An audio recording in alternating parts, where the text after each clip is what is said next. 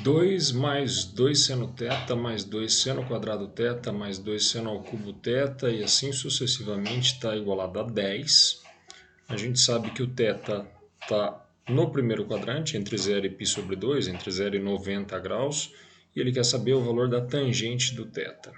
Primeira coisa é perceber que isso aqui é uma PG infinita, que você tem essa indicação aqui que não teria fim nessa sequência, e que todos os termos têm o número 2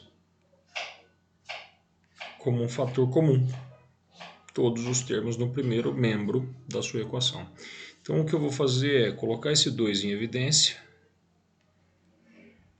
E aí sobra 2 dividido por 2, 1, mais 2 seno θ dividido por 2, aqui então sobrou seno θ, mais 2 seno quadrado do θ dividido por 2, sobra seno quadrado de θ, que a gente pode muito bem escrever assim, seno ao quadrado do θ, que é o seno do θ, que está todo elevado ao quadrado, e não o θ, não o ângulo ao quadrado, isso, o valor do seu seno, mais 2 seno ao cubo de θ dividido por 2, sobra seno ao cubo de θ.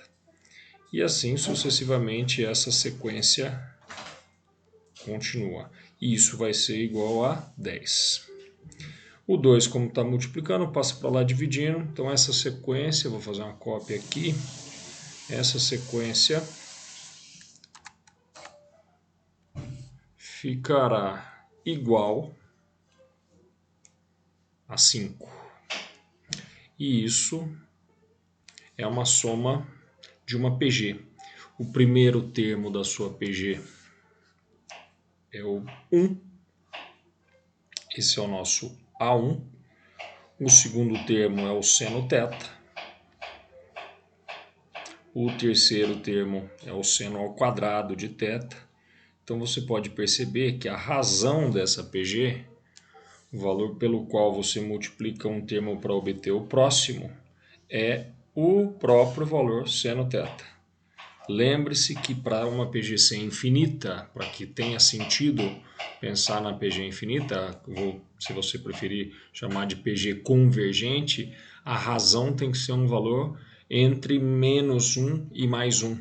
Nesse caso, a razão é o seno. Seno a gente sempre sabe que é um valor entre menos 1 e mais 1. Nesse caso, como ele falou que está entre 0 e π sobre 2, a gente sabe que o seno é um valor positivo menor do que 1.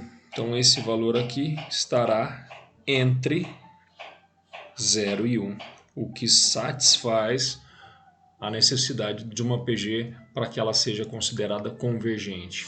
E aí, em se tratando de uma PG infinita, um lembrete aqui para PG infinita, a gente tem uma fórmula particular da soma, que é dada por soma dos infinitos termos igual ao primeiro termo, A1, sobre 1 menos a razão, 1 menos o valor Q. Nesse nosso exercício, o primeiro termo foi definido como 1 e a razão como seno θ. Então eu vou substituir na formulinha a soma dos infinitos termos será 1 sobre 1 menos o seno θ. Se isso vai ser o valor da minha soma, isso aqui é o resultado do primeiro membro dessa nossa equação. Então nós teremos 1 sobre 1 menos seno θ igual a 5. Que era o valor que estava no segundo membro. Passo esse para lá multiplicando. 1 igual a 5 menos 5 seno θ. Se você passar esse 5 seno θ para lá, ele passa somando, já que aqui ele está subtraindo.